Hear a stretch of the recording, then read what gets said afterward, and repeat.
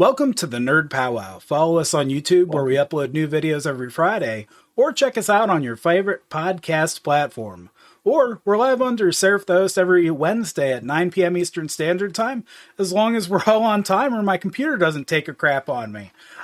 Spoiler warning, we do deep dives on character storylines and theory crafting. With that said, Seraph, what are we talking about today?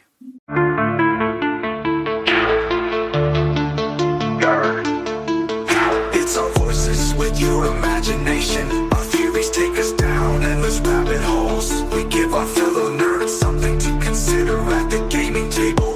Follow us as the Nerd Pow Wow. Well, I'm glad you asked. We're talking about Solo Leveling, the Korean, once webtoon, now anime powerhouse, released by Crunchyroll. It's not the most original of storylines. There have been other storylines similar to it, like shows like Sword Art Online, animes like that. But it actually does it very well, and stylistically, I think it stands above a lot of the other animes. The webtoon release, or the manhwa comic, was known for its phenomenal animation. They had a powerhouse studio put it all together, and I'm looking forward to talking about it. Guys, first take us on the show. What are your thoughts so far? I liked it. I'm not one that's for anime or into anime, but I really enjoyed it. I jam-packed all 25 episodes in about 4 days, so it was a lot of fun. I didn't totally know what to expect, because when I first started trying to watch it, it was back when it was just in another language. So finally they did it in English, which I gave it another try, and I'm glad I did. It was very good, very, very, very good. Yeah, I unfortunately only made the first season, but I did complete the first season, and all it did was leave me regretful that I didn't have time to get the second season in, because it was excellent. Some pluses for me. I am an anime fan, but I'm very kind of critical with the anime that I watch. A lot of anime can be very obtuse, like it's going all different kinds of directions. You're not sure what the hell's going on halfway, and it's not even like I pay close attention when I watch something. It isn't like I'm lost because I'm off doing 40 things like a lot of people do when there's any kind of mystery in a show or whatever. But this was just more linear. Like it had this story that was like building on itself. It was very linear, which I actually liked.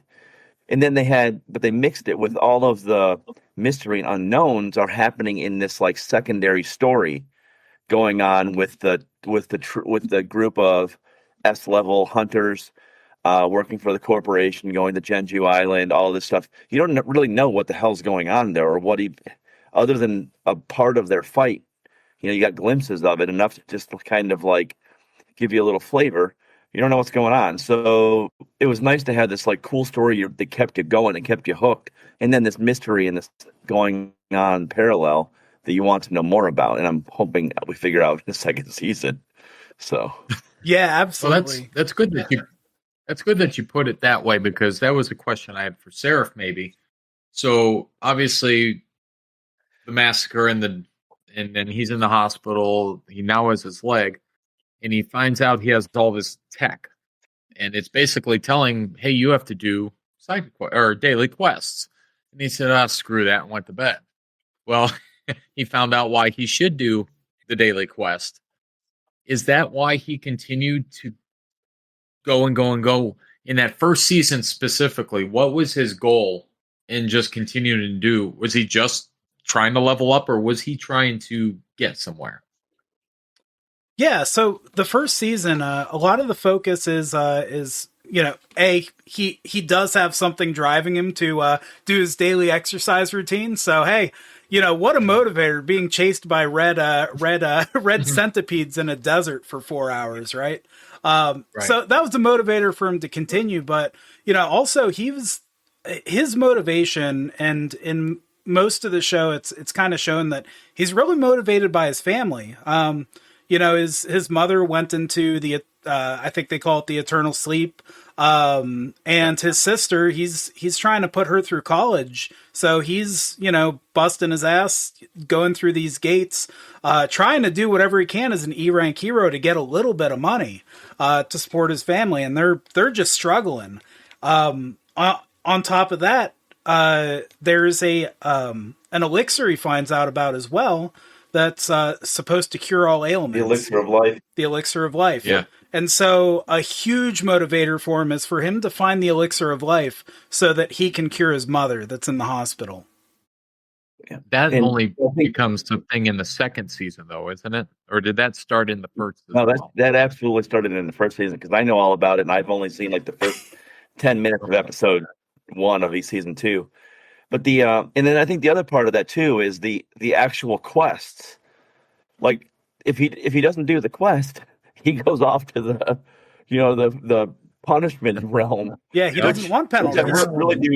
You know what I really thought of when I first saw that was he's in this like sandy region with this burrowing creature. It totally made me a flashback of Beetlejuice, where you go off into that realm with the sandworm. Yeah, totally had me like I was like, oh, it's very Beetlejuice adjacent. But and it's a funny thing happened when I watched this. So I just bought it on Amazon Prime. It was like $4 for season 1, $4 for season 2, something like that. But when I started watching it, I didn't realize that it started at episode 12. So I watched episode 12 before I started the season. Oh man! Okay. What a way to get everything spoiled! My God. But what happened? What's kind of neat about it though is I just started over and I rewatched it 1 through 12, and watching season 12 a second time showed me some interesting things, or had me correspond to some interesting things, or think about some interesting things. His power, he got that ability with the screens because he stayed in the double dungeon. Yep. Right. Because he was alive and looking at them when the last blue flame went out. Even though the sword was coming down, he was alive and looking at them when the last blue. So and there's a lot of like context clues to that being important when he had missions where he just had to survive for so long. Yeah. So they're literally giving you that information. It was hidden in the fact that they were waiting on the timer of the blue flames. And I don't know that I would have picked that up necessarily if I didn't watch that season 12 first and last. That's fair.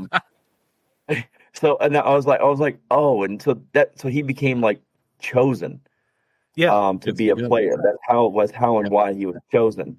And not to mention that it stood out a lot more like how much potential he had, being the only one of the even of these other rankings of figuring out what was going on. He was the one figuring out the puzzle. He may not have much power at the time, but he's the one who had the brain power to think it all out. He got most everybody out of their lives. Yeah. Yeah. And I found that there's something to that too, because he never puts anything into intellect. Or at least in the first season. Yeah. But he had the brain he's the one that had the wisdom or whatever to figure out the puzzle. So I thought that was kind of like some irony there, that the guy who never puts anything into intellect is the one that figured this shit out.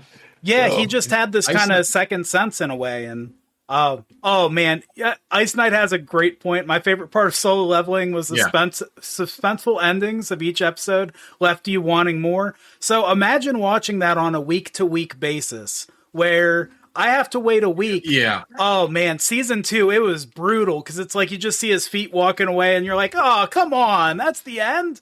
They really get you with the cliffhangers in season. I'm envious of you guys being able to watch it back to back to back. We got so mad every time it'd just be a chorus of bitching. Once binging that's not fair. Yeah.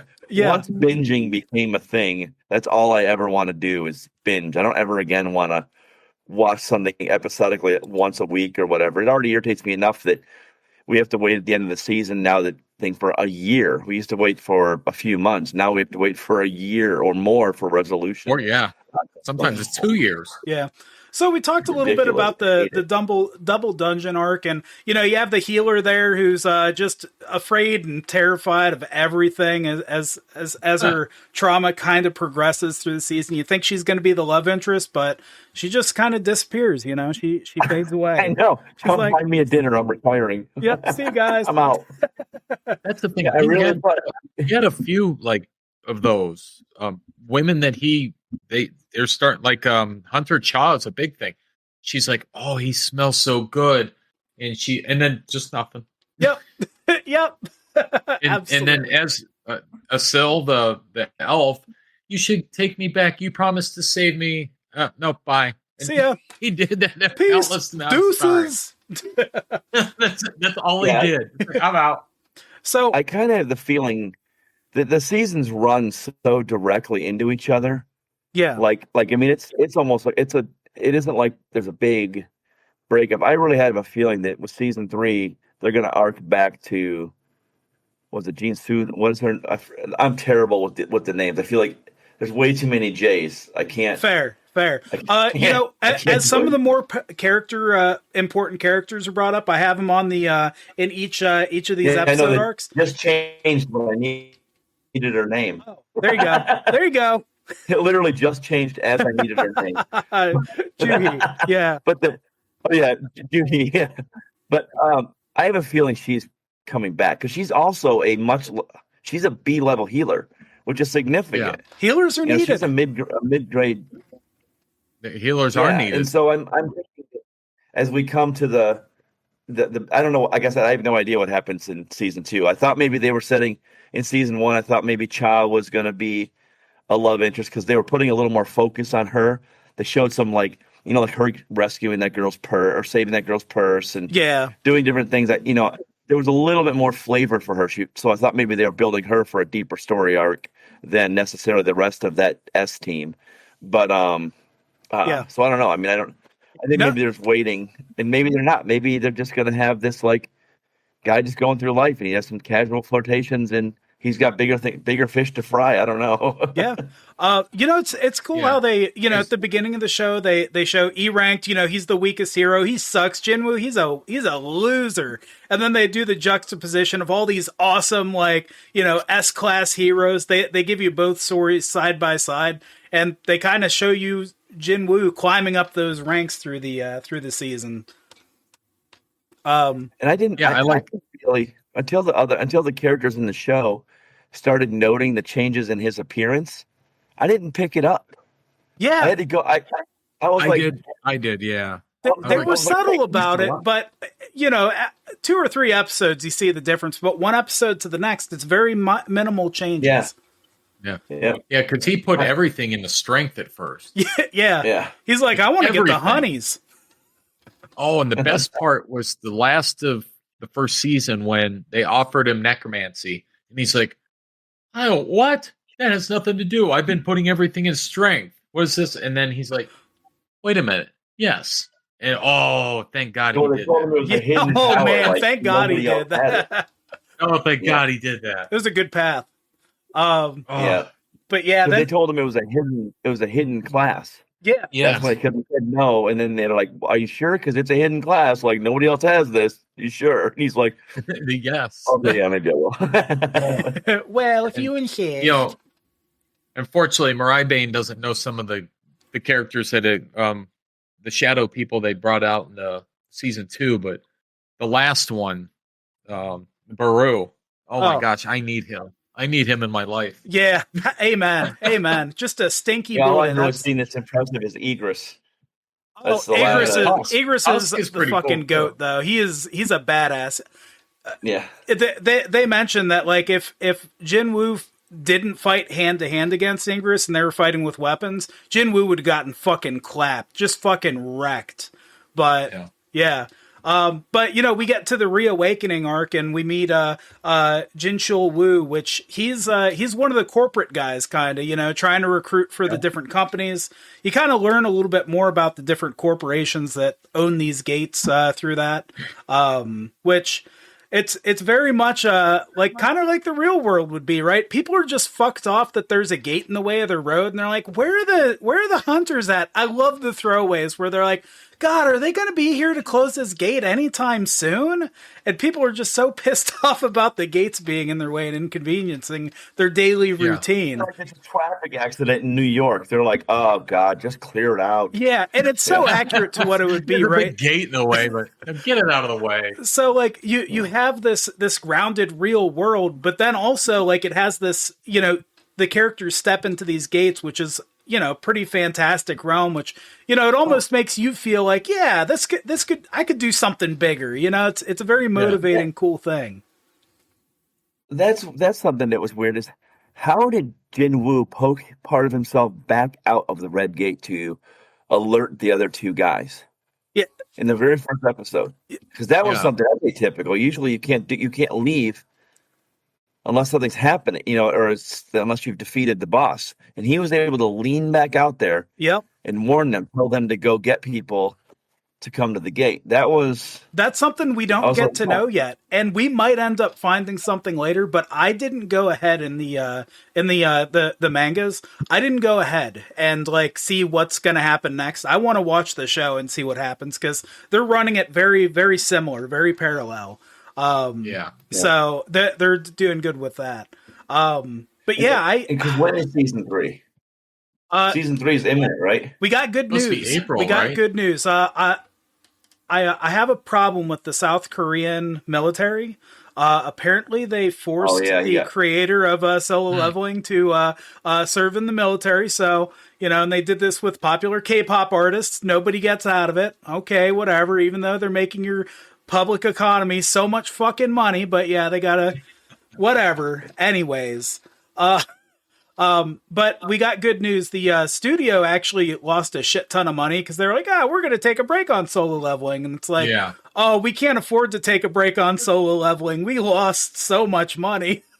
So we got news that there is a new season already in the works. So with any luck, we'll get something at the end of 2026. But you know how the rumor mill goes and stuff like that goes. You hope for it, but you have no idea really when it's going to kick in. So we'll just have to see. And, forced military service aside, I feel like Korea has been kind of killing it with stuff that I enjoy watching. Like, it's not anime, but I love that like Physical 100 show. That show's great. It's a competition that they like literally get the top Physical 100 people that they can find and have them go through a battery of tests looking for the perfect physical specimen. Yeah, and it's no games. It's not American, so it doesn't have all the drama. All of the whatever. And it's just an excellent show. They've done 3 seasons of it, and every bit of it's great. And where is hold on a second. Let's see something. But they just seem to be putting out a lot of good stuff. I'm really happy with their media right now. I think K-pop really put South Korean media into the public eye, and that's just been building. They put out pretty good dramas and stuff, so that started working its way into people's minds. And then they got into anime with Solo Leveling. They partnered with a Japanese company to do the animation, but the actual the webtoon or the manhwa, it's built so that you can just watch it on your phone. Like you can read it on your phone. That's the way it's designed. Great. And that's why it's so linear, kind of like you were talking about, is they try and make the storylines a little bit simpler, but they add a lot of color, which isn't always popular with manga, but there's a lot of color with it and a lot of stylization. So there's some trade-off there, but that's to go back to your point on that. That's a little bit of why that kind of happens the way it did. Yeah, it's good because they got Squid Game is Korean. Yeah. K-pop Demon Hunters. I love Squid Games. Yeah, but that stuff isn't just a good show that we nerds happen to like. We're talking about phenomena, shows that are like rocking the meter and really pushing the envelope. That's great.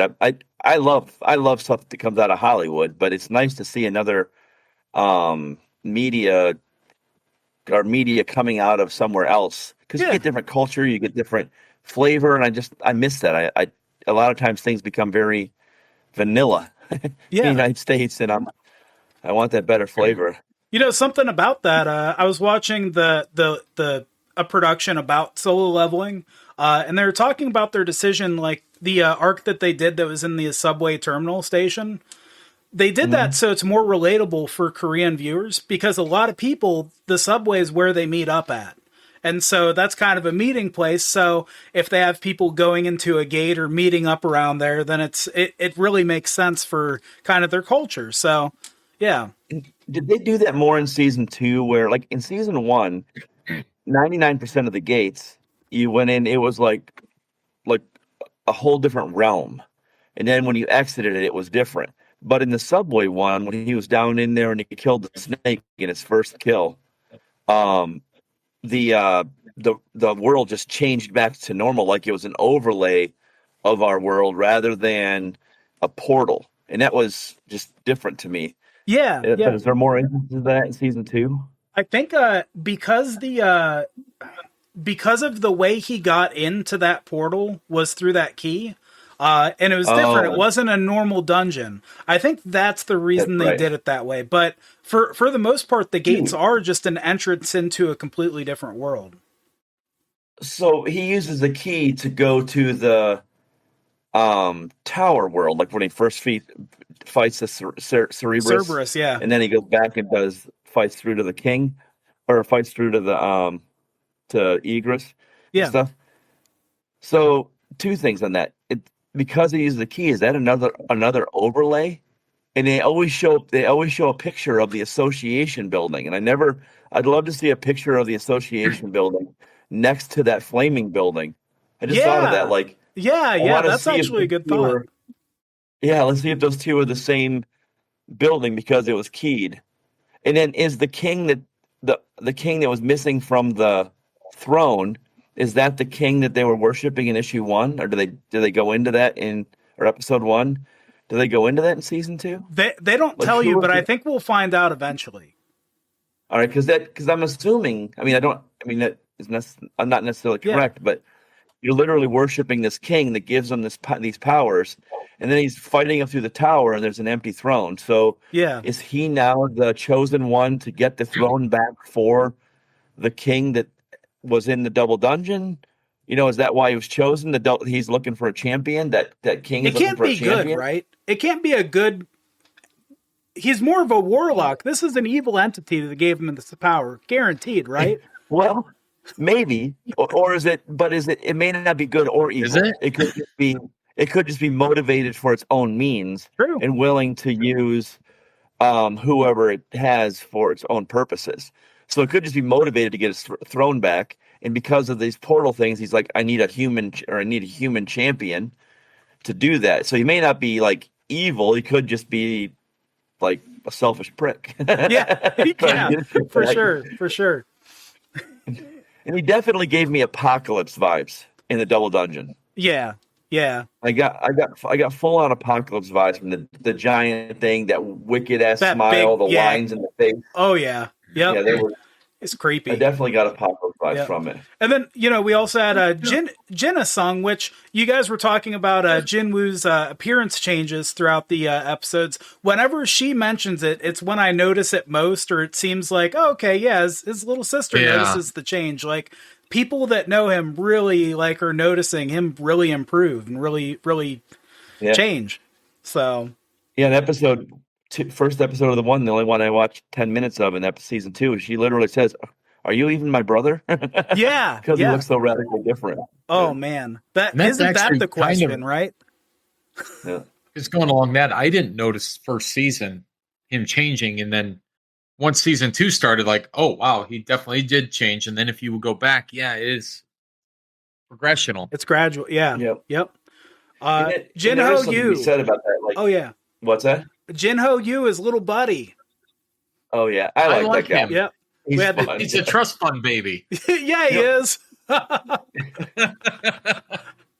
I like him. Do you guys ever watch the Witcher series? or play the No. games or anything with the Witcher stuff? I haven't. Well, there's a bard that is like the Witcher's friend, and he goes along with the Witcher and everything else. And for some reason, Jin Ho just kind of reminded me of that character for some reason. He's like this little like sidekick cheerleader for the big guy, for the main guy. Yep. I don't know.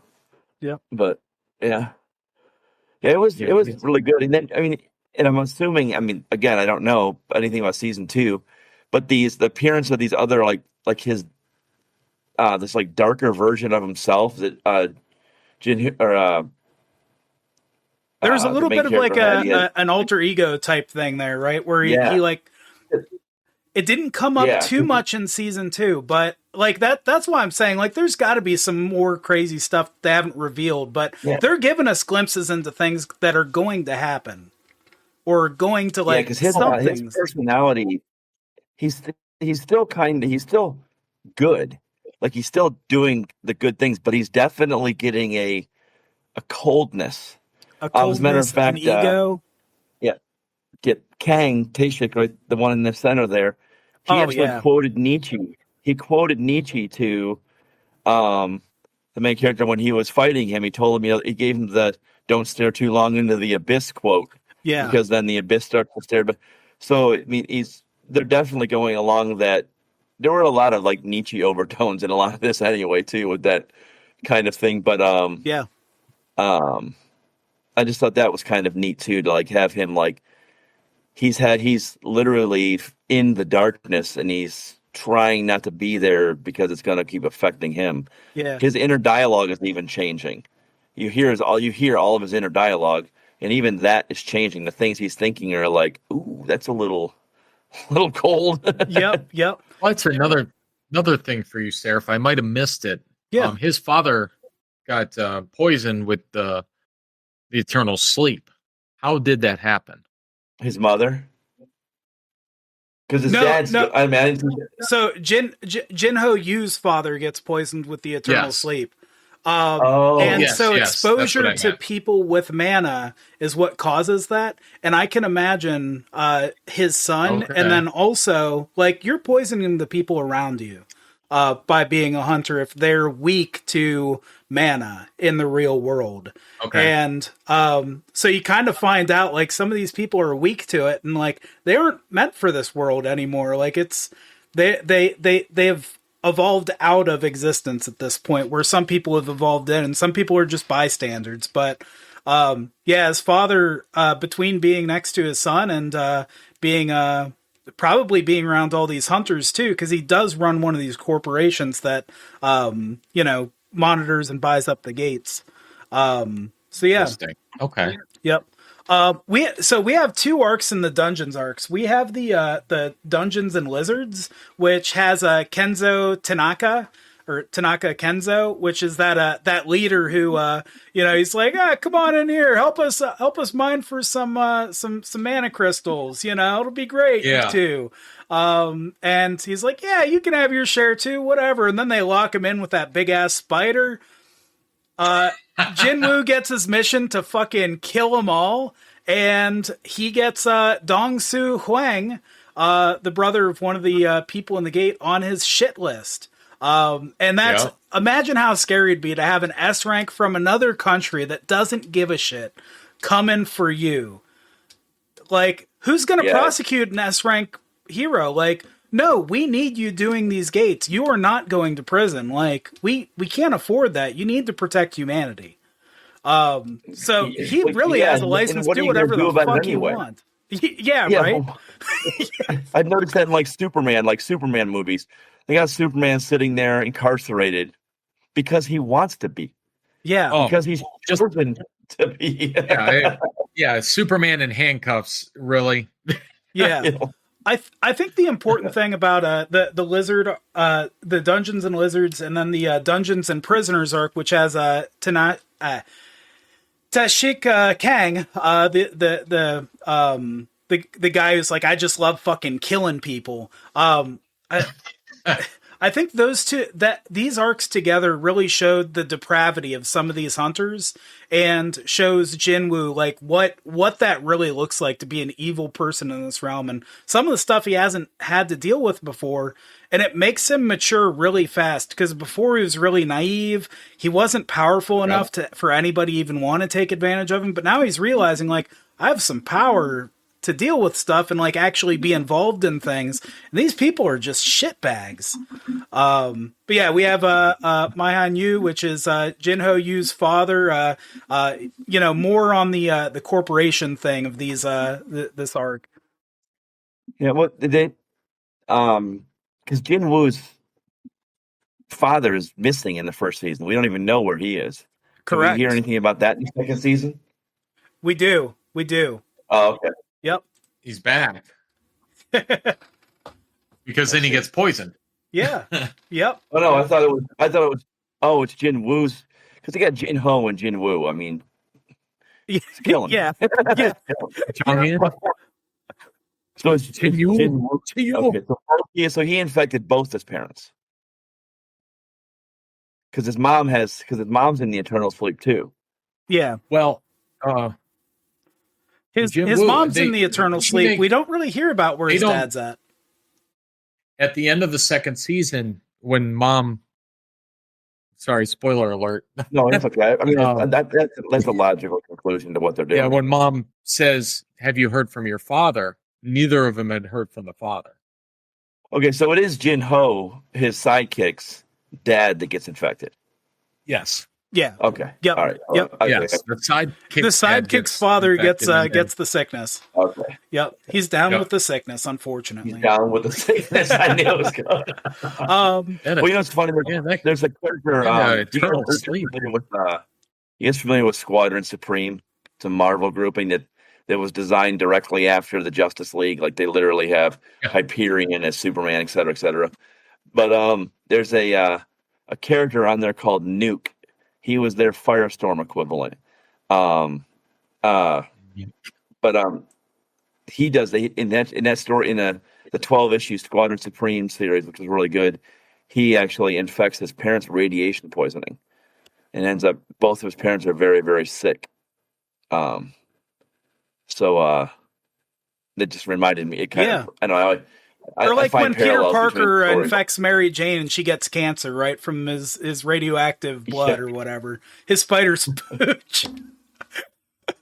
Anyways, I put this as interesting. Like, I put this as the job change arc, but it also includes the Yujin raid party arc, which was a one-of episode where they just show Jin Woo going through a bunch of different gates, C-ranked gates, to try and get his little buddies, in good favor with his dad, right?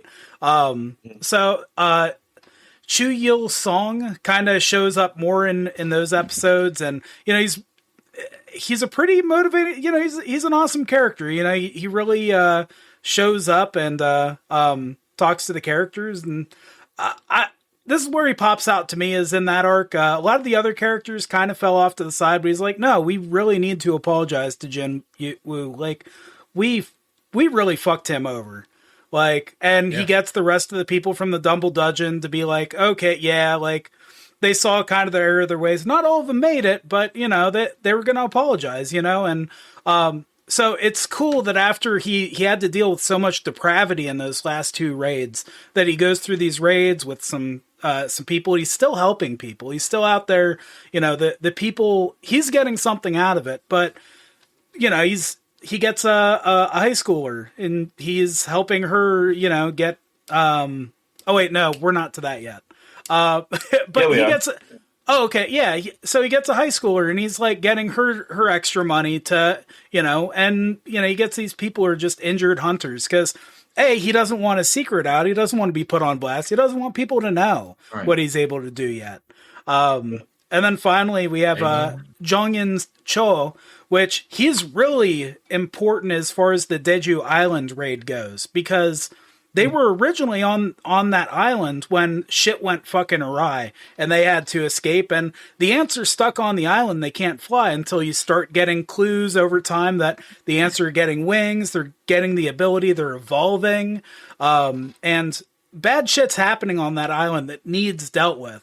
And so John Ian, he keeps the public eye on it and keeps people paying attention to it. So eventually they can do something about it, because they need cooperation from the other countries, even not just the other guilds, but you know, it can't just be Japan that deals with this place. They tried it and they got fucked. You know, as they've shown kind of in season 1. And his plan is to go back to Deju Island so they can destroy the queen. And that's what he's trying to get done. That's he's but trying. They did that in the second or in the first season. They go back, and it shows them going there. They see something in the water, and then it shows them offloading a plane, and they have like a gurney with somebody covered up on it on the gurney. And we don't know what happened or what transpired with this other visit. And I almost felt like there's another show out there where they're the main characters. Yeah. And Jin Woo's the secondary character. And I'm like, I need to be watching these other shows. These are just crossover events. Yeah, no, for sure. And they do. I think they do that a little bit intentionally, right? To like, the world's still moving around Jin Woo. Like, just because, you know, he's doing his thing and solo leveling doesn't mean that, you know, this world isn't evolving and growing. So, but man, the fight with Ingress.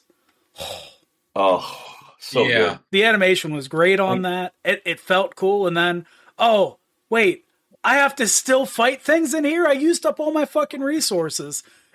Yeah. Really I'm out of mana.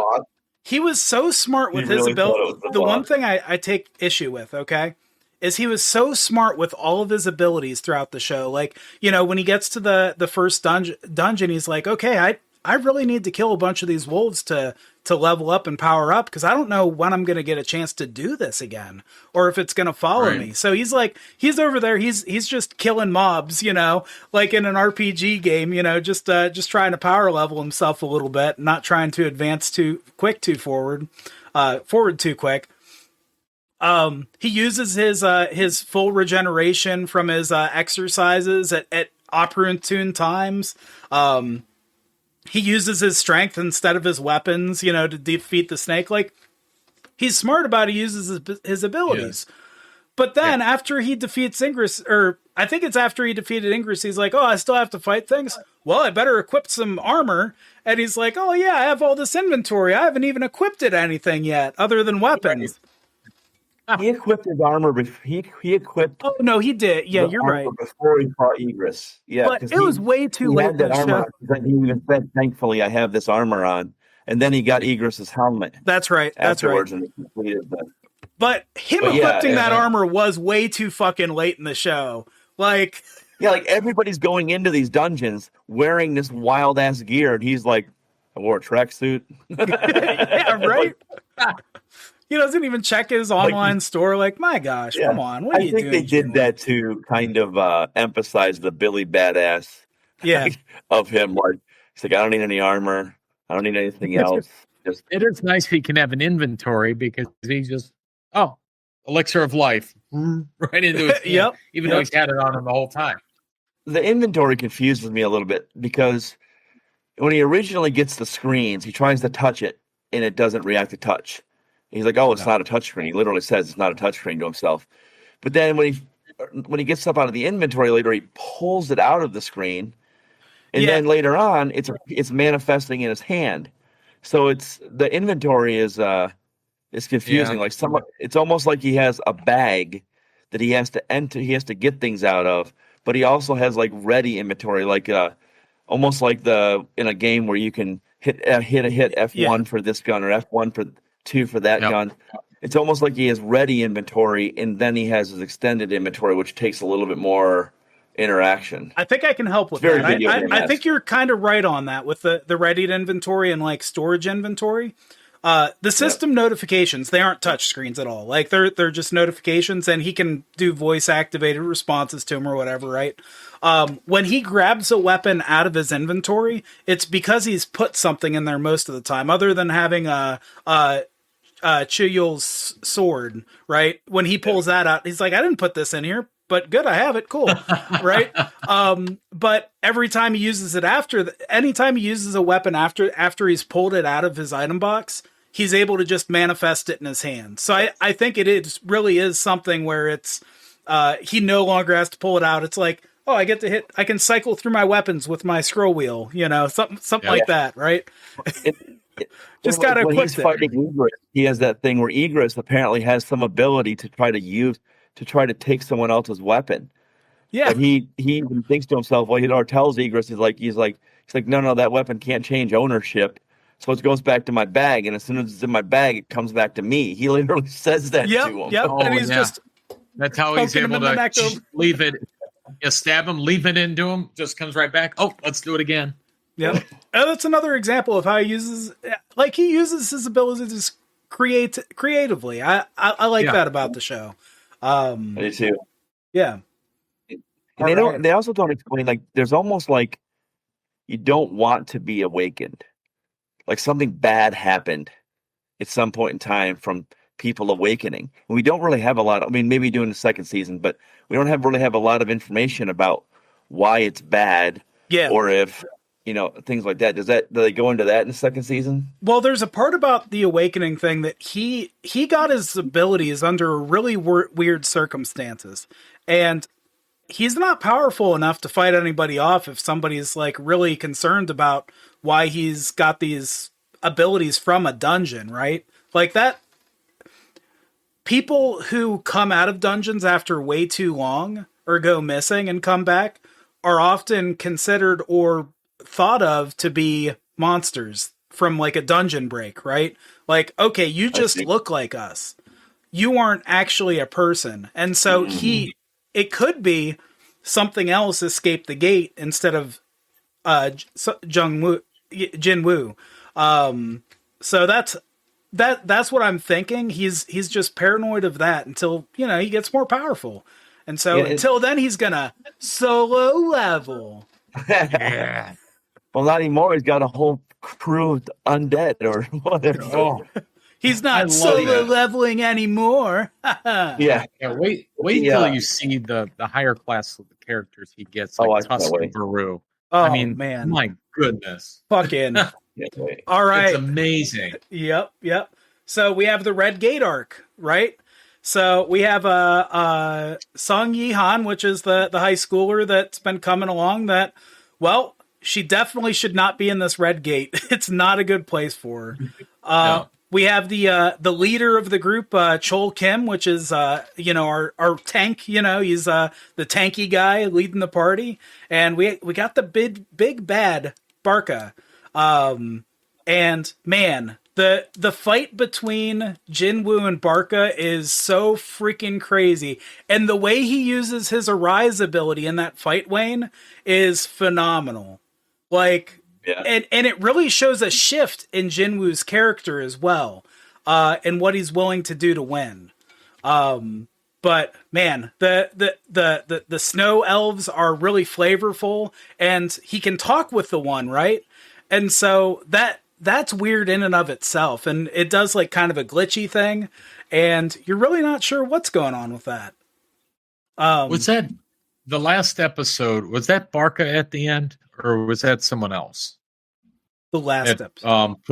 Remember, there was that group that was going to make sure all the ants were dead, and then those two characters come out, and the blue character puts them to sleep. Remember that? The blue character, and then that's right before they go into portals and disappear. It was like right at the end of season 2. Yes. Okay. I don't think Barca shows up at the end of season 2. Okay. It's a blue-faced character. Okay. He puts that group to sleep. So I didn't know who that was. I thought maybe they were just setting up for season 3. Gotcha. Okay. All right. Maybe. So from the Red Gate arc, there's some pretty cool battles. You get to see Jin Woo really use his inventory a little bit more to make being in this winter wonderland a little bit more comfortable.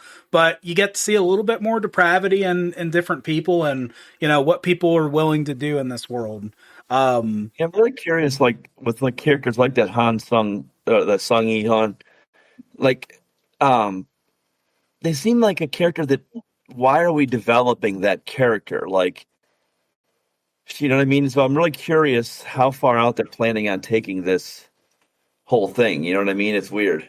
So we are. There are 22 arcs within Solo Leveling, the manga, and we're up to number 13 by the television show. So there's at least another 2 seasons worth of content that they could put out. So these characters, and they don't have any kind of spin-off things of it. Nope. No. Nope. So some of these side characters, I think they're more to show the way Jin Woo interacts with the world and who he is. And, just kind of shows like the people that kind of wander in your life. And sometimes those people don't stick around. So. That's interesting. It's very interesting that they develop these side characters as well as they do. Because I'm kind of invested in Jin Woo. I want to know more about her.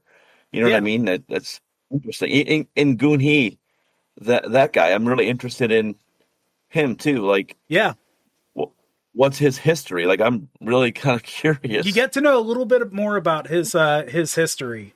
So stick around for that for sure.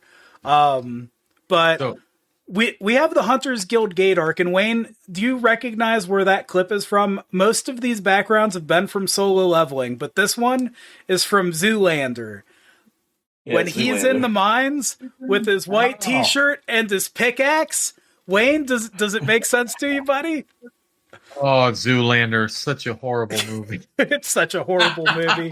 But we get into the Hunters Guild Gate arc where Jin Woo is he's joining more. He joined up with a company as like a sub worker, right? And he wants to experience what these stronger bosses are like, but he doesn't necessarily have the chops. He's still E rank, right? To go in and fight these things, right? So he's just signing on for jobs and like, hey, I'll go along with you guys. And so Ha In Cha is sent on this guild mission to kind of educate, right? She's just there to kind of educate and whatnot. And the rest of the people that go into this gate are just like miners and stuff. Because when you get to these higher level gates, you need just regular ass people to sit there and mine resources. So Jin Woo, this huge, like super jacked guy, walks in with his pickaxe and he's like, where do you guys need me? And he's doing so good at mining the resources. But every time I see him like that, I think of the Zoolander. Nagy, when you see that, you're gonna laugh your ass off. It's yeah. But and I don't know who this Carl Galgan is either. Yeah. So Gun He Go, you learn a little bit more about him during this arc. And then finally we have one of the raid bosses, Gargogon, which is Tusk. Yeah, Tusk. Tusk. Dude, the one scene is so fucking brutal where he's taking that A rank fighter and just fucking ragdolling his ass. Oh my gosh. I felt so bad. Jin Woo's like, hey, you need some help, buddy? Jin Woo's just watching him get fucking destroyed. That's why Jin Woo named him Tusk, because he's like, your name Gargle Walla. We're going to call you Tusk. I identify with Jin Woo because you're right. He picks very simple names for his pets. His Pokemon he collects along the way, he gives them the wrong name. He doesn't remember what their name was in the first place. Another funny thing, my friend Kimchi, she asked, I was telling her a little bit about this show and like telling her about things. And she's like, wait, the main character's name is Jin Woo Song? And I'm like, yeah. And she's like, that's like having somebody named John Smith as your main character. And I'm like, oh, really? And they're like, yeah. So they really made Jin Woo like try and be the most everyman, just regular name. But it's so funny how simple if you're Korean, these names are probably very simple in that way. So the question I posed earlier, the blue skin guy at the end of season 2, his name was Salad. And then the character that appeared with him was Rakan, or Rakan. Rakan or Rakan. I had salad for dinner. Salad. Oh, okay. Yeah. So I didn't really didn't look into him too much. So but yeah, not the same guy, for sure. But yeah, I know who you're talking about now. Previews for season 3. It did say that neither of those characters were introduced at any point in the 2 seasons prior to that. So they are, going for season 3. Yeah, and they were in the real world, right, at the end of the season? It was, yes, because they were going up that party was going to clean up all the ants that maybe had been left behind, and all of a sudden they appear behind some rocks. So there must have been another dungeon break somewhere along the way. So that's interesting. And Salad opened up a blue portal, walked through, and then Rakan opened up a red portal, and he walked through. Crazy stuff. That kind of brings me back to this character reminded me of something. Like, you asked a question before we started here about who we would want as part of our shadow army. Yeah. You get a whole army of shadow people, right? So what foot soldiers would you want out of all of canon, out of everything? You get to pick foot soldiers to be your undead army. Like, that's so hard because there's a lot of it really is god-like things. Like, sure, I could have the Beyonder and Galactic. Superman. Oh, Captain Marvel. I'm not talking the main guy, right? Like, you don't get, like, let's say sure, you get Shredder, but your undead army is the foot soldiers, right? Shredder's foot soldiers. What foot soldiers would you want, right? Like, who would you be your little band of idiots? Okay. I would have Jedi. I would have a fleet of. I think that would be a good one. Just have this shadow army, lightsaber wielding, telekinetic shadow army. We figured out what Anakin was trying to do the entire time. Can I go with red shirts from Star Trek? Oh, that would be really good, Wayne. That's actually a really good one. That's a good. I want the putties from Power Rangers because I just want a bunch of idiots go. That's what I want is my shadow army. I don't know about you guys, but I'd love that. That'd be great. Having a bad day, just. Or even the Daleks from Doctor Who. Yeah. And keep in mind, you have to kill these.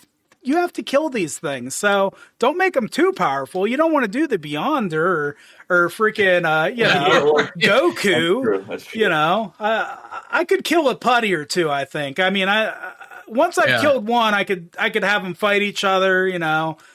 But what's the foot soldier you'd want the least? Like the absolute one. You're like, oh my god, I got stuck with this. What is it? Oh, Stormtroopers. Yeah. I second that. Yeah. Mine would end up being like Ferengi. Okay. Get this whole army of fucking Ferengi. I'm like, Christ. I don't want to hear them talk. Just imagine the person has the Tribble army. Oh, God. The Tribbles? The Tribble I would army. actually want the Tribbles. It's like Gremlins. All of my mana is being used up. Or go with Gremlins. Oh, Gremlins would be good too. Yeah.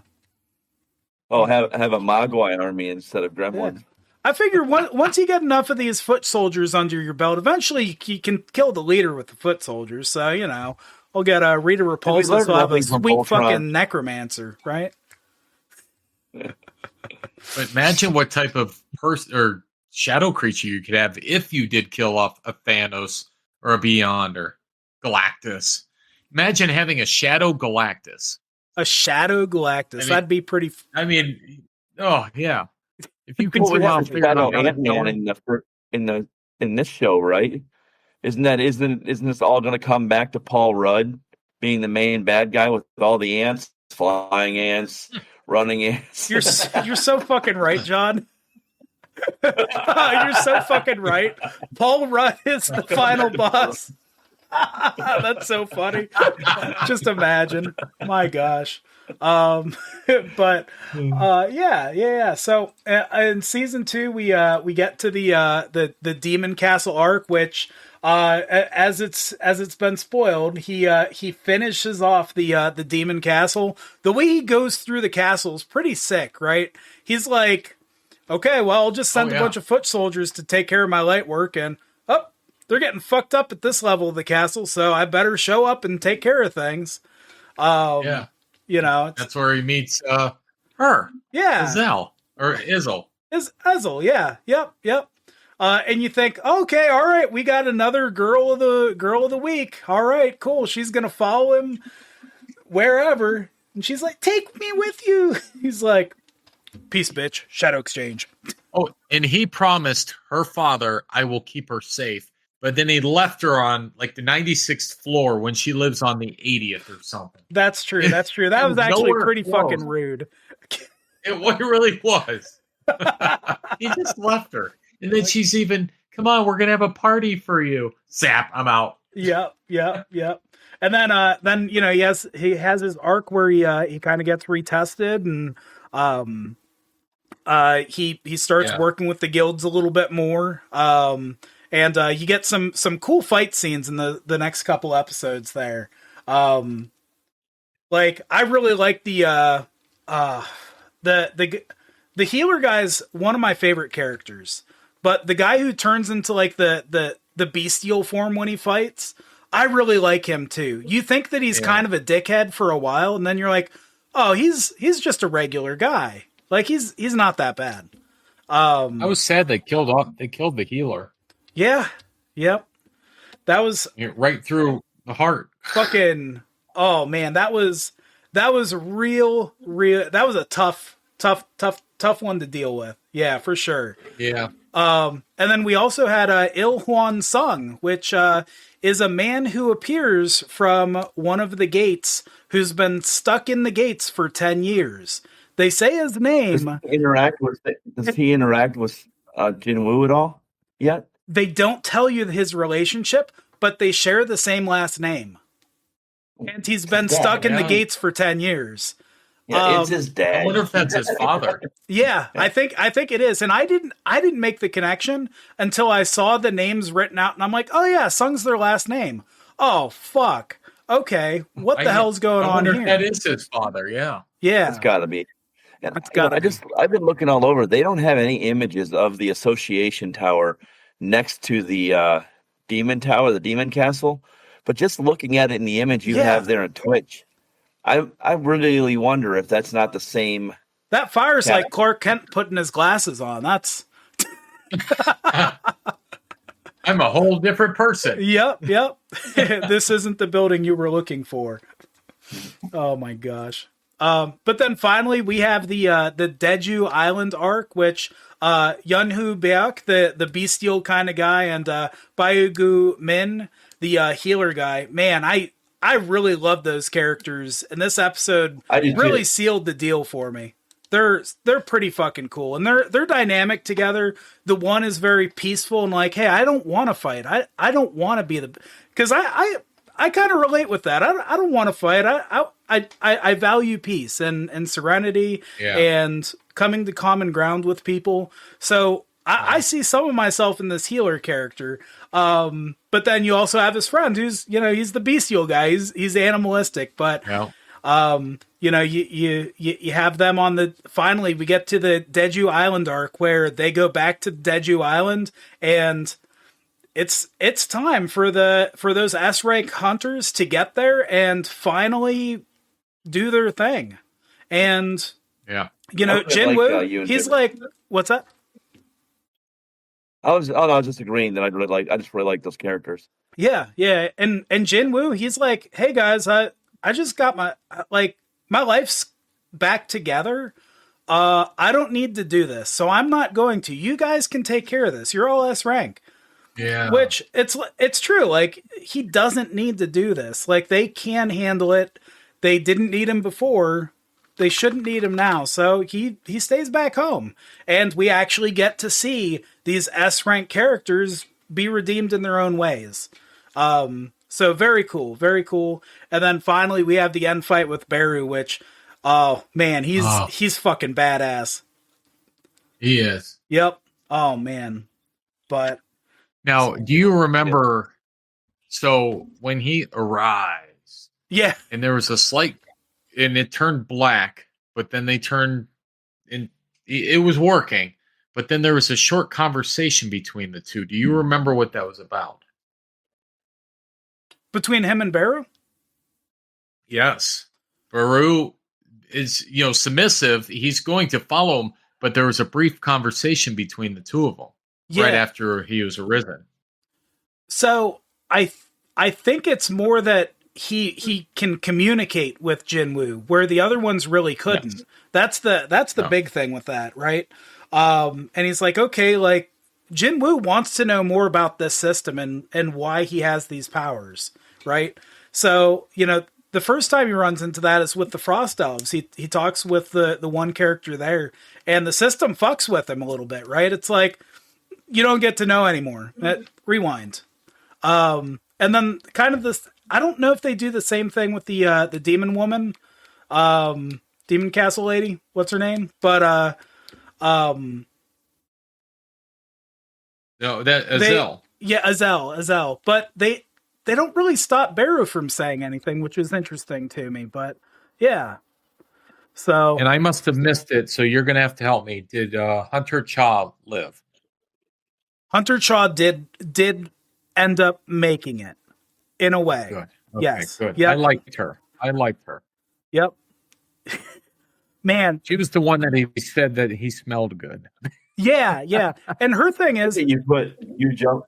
Go ahead.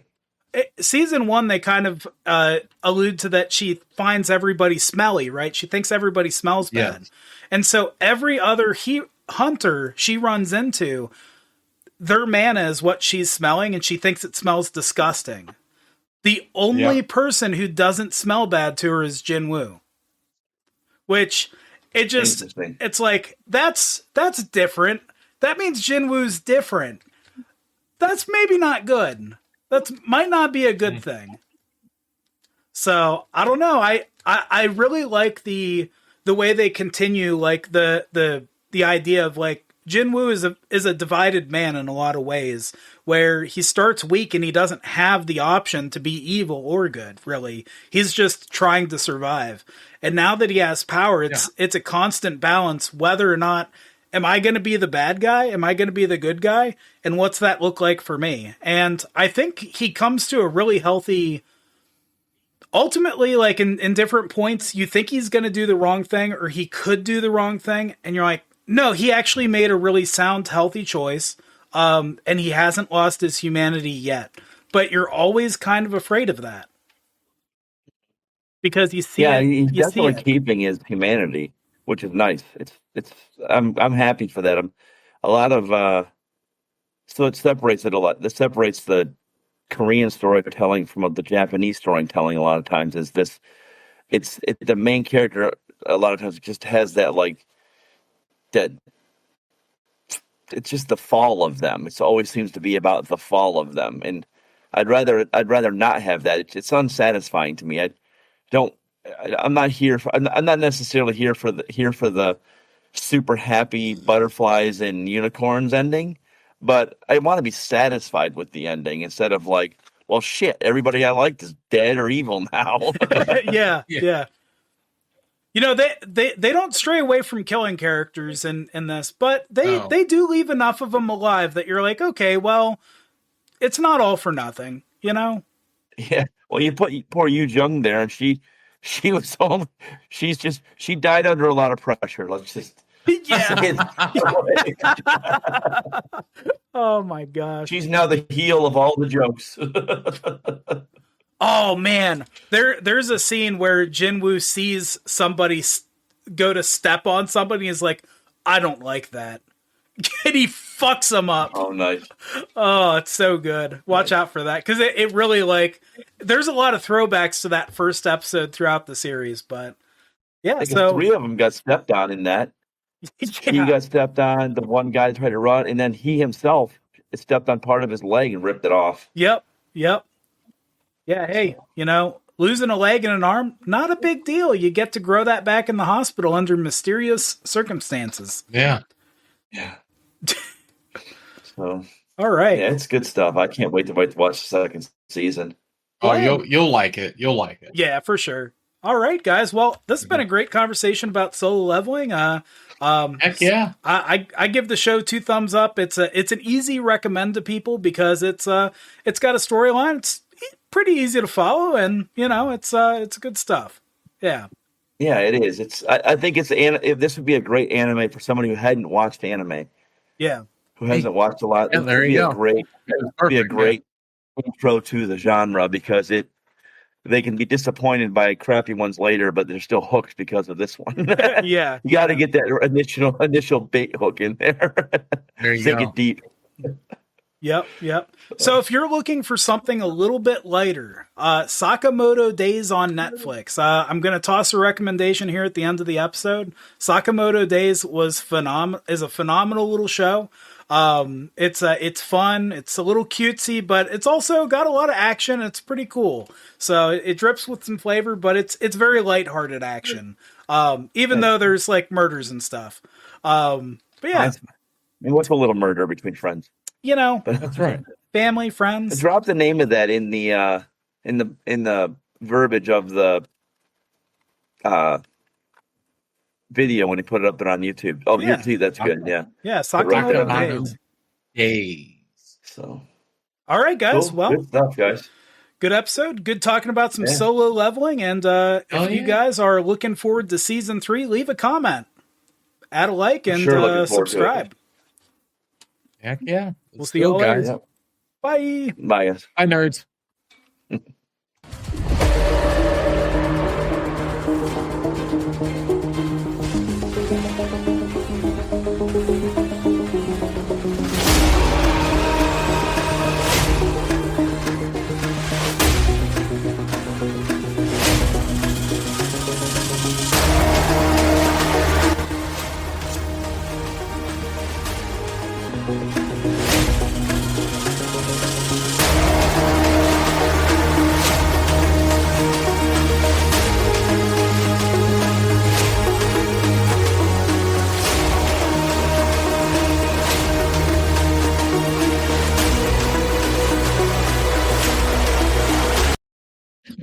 Hi, everybody. Oh, What's up, nerds? what? Puppy can. She's always a puppy can, even though she's harfing a little bit. She needs the haircut really bad. No judgment. My my groomer kind of flaked on me.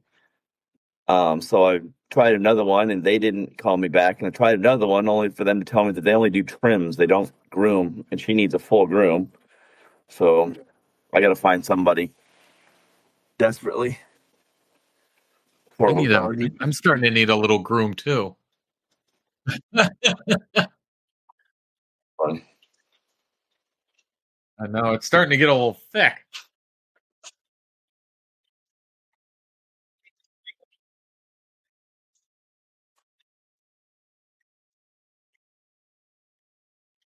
And that's the thing. I want to say, didn't they Hunter Sung? But it's like Jin Woo, Jian Woo. It's like they Jin said Woo. his name multiple times throughout the series. Yeah, Jin Woo. The J has a little bit. It's less of a harsh sound. Jin Woo. Yeah. Like, I've heard it say Jian Woo. Jian Woo. I heard it. It's Jin Woo. And remember that what you're hearing, and if you've got it English dubbed, you could quite possibly hear that voice actor reading a Korean name inappropriately. Because it isn't like a Korean actor speaking English that wouldn't mispronounce the name. You've got an American or at least an English speaking person mispronouncing the name.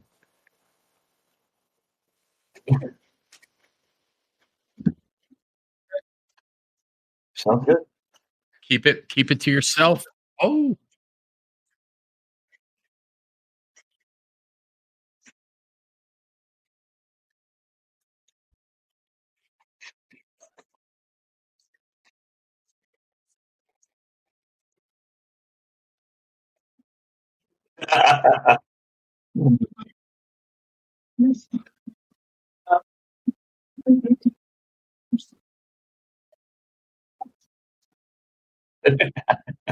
Yes, what are we talking about?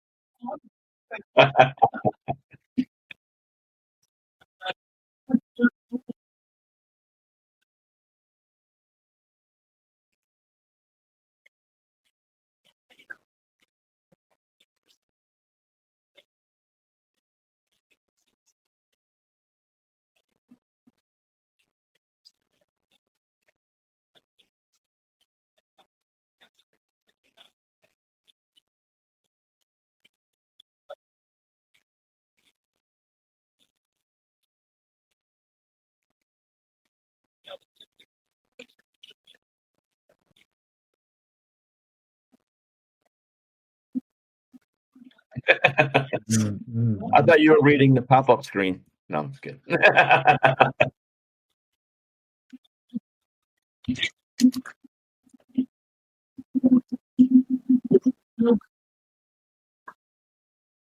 Ready? Oh,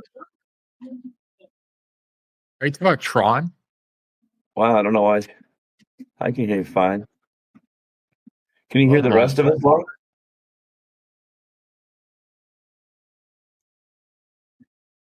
Testing. Okay,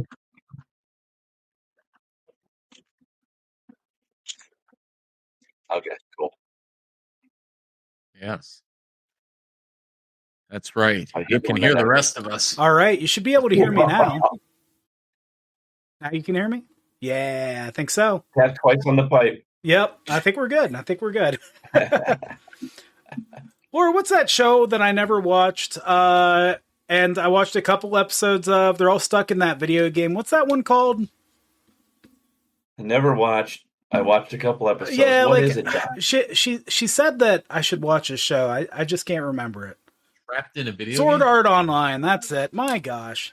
Okay. Jumanji? Jumanji. That's perfect. All right. Well, hey guys, I think this is a great opportunity for me to kick off the intro again, and act like I remembered Sword Art Online the entire time. Go for it. Nice. I like that idea. I love it. All right. Cool. Welcome to the Nerd Pow Wow. Follow us on YouTube where we upload new videos every Friday, or check us out on your favorite podcast platform. Or we're live on